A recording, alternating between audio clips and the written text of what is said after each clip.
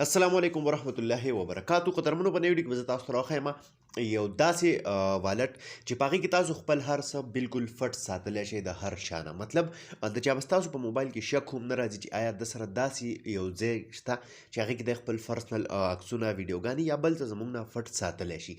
مطلب ساده شان ګړۍ به وي خو په هغې کې دننه به تاسو خپل هر څه چې دي خپل پرسنل عکسونه ویډیوګانې هر څه پټې ساتلی شئ، په راز کې به یې ساتلی شي.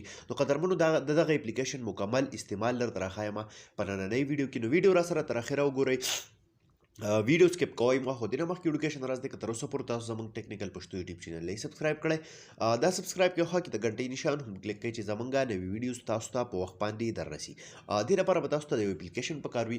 هم د دغه اپلیکیشن لینک موږ تاسو ته خپل یوټیوب چینل په ډسکرپشن کې درکړی دی. دې نه علاوه زموږ د فیسبوک کومه پاڼه چې د هغې کې هم دغه لینک شته دی. تاسو به هلته نه سمپل دغه اپلیکیشن خپل موبایل ته انسټال کړئ.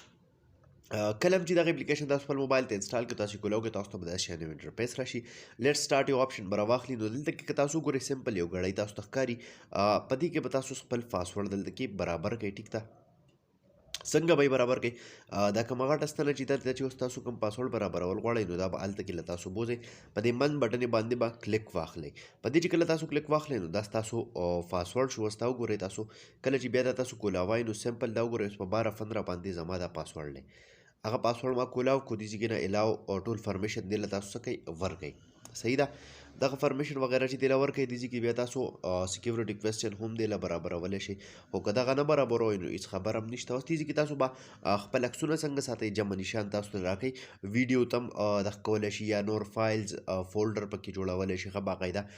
نو چې کوم څیز تاسو غواړئ چې هغه دلته کې تاسو په پرایویټ ځای کې کېدی چې چاته یې پته ونه لګي، نو سمپل هغه به تاسو څه کوئ، دلته کې وګورئ امپورټ فوټو، مطلب یو تصویر وي تاسو سره، هغه تاسو دې ته امپورټ کول غواړئ. سمپل هغه تصویر به تاسو څه وکړئ، د دې ځای نه به یې دغه شانتې سلیکټ کړئ، موټو والټ باندې به کلیک وکړئ، نو دا به تاسو سره اټومیټیکلي دغه والټ ته راشي.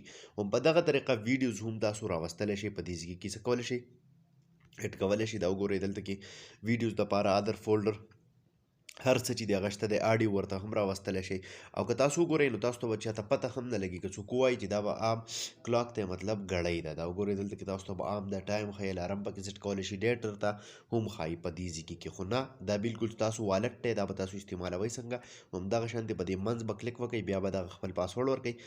چې کله پاسورډ ورکړئ بیا په دې منځ کلیک وکړئ، نو دا به اټومیټیکلي تاسو سره بیا کولاو شي. نو ډېر د فایدې اپلیکیشن دی قدرمنو. امید لرم چې خوښ شوی به وي. که خوښ شوی وي لایک یې کړئ، چینل سبسکرایبول مه هېروئ، ملګرو سره یې شیر کړئ. تر بلې ویډیو د خپل ځان ډېر زیات خیال ساتئ. د خدای په امان.